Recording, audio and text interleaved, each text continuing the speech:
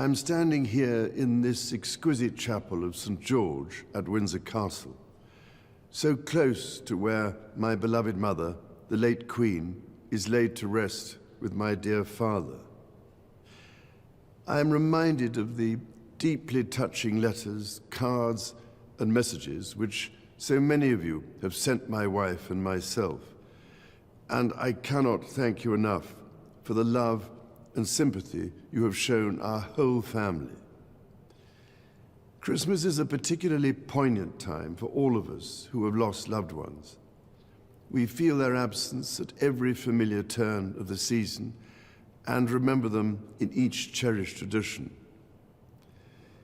In the much-loved carol, O Little Town of Bethlehem, we sing of how in thy dark street shineth the everlasting light.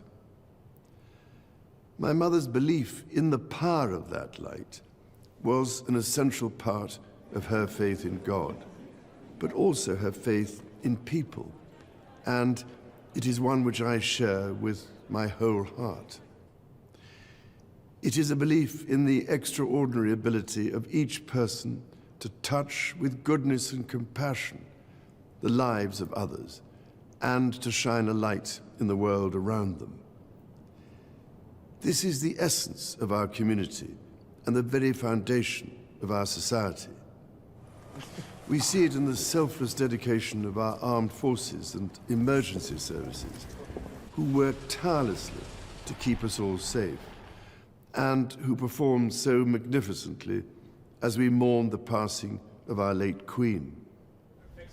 We see it in our health and social care professionals, our teachers, and indeed all those working in public service, whose skill and commitment are at the heart of our communities.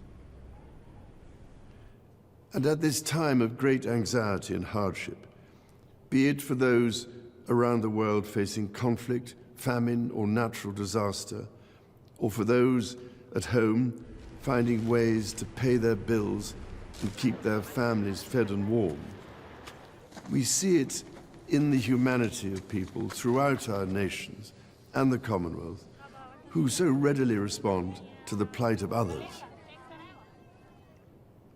I particularly want to pay tribute to all those wonderfully kind people who so generously give food or donations, or that most precious commodity of all, their time, to support those around them in greatest need, together with the many charitable organizations which do such extraordinary work in the most difficult circumstances.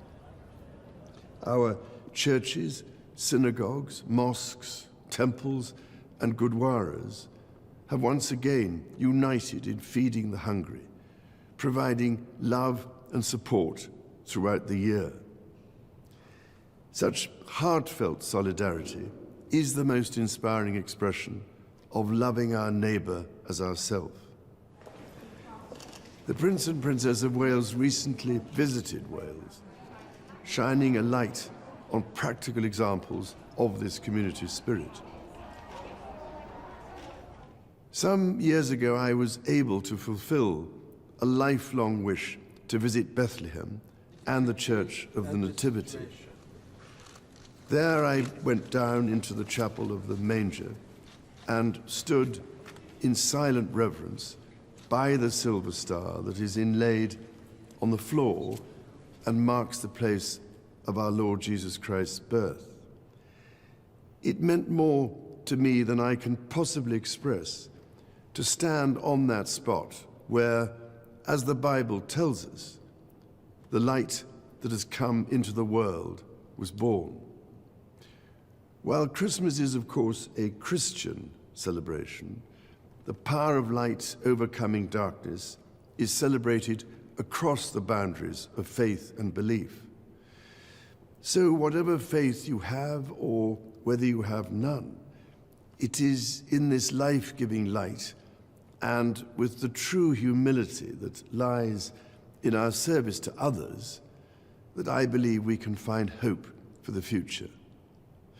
Let us therefore celebrate it together and cherish it always. With all my heart, I wish each of you a Christmas of peace, happiness, and everlasting light.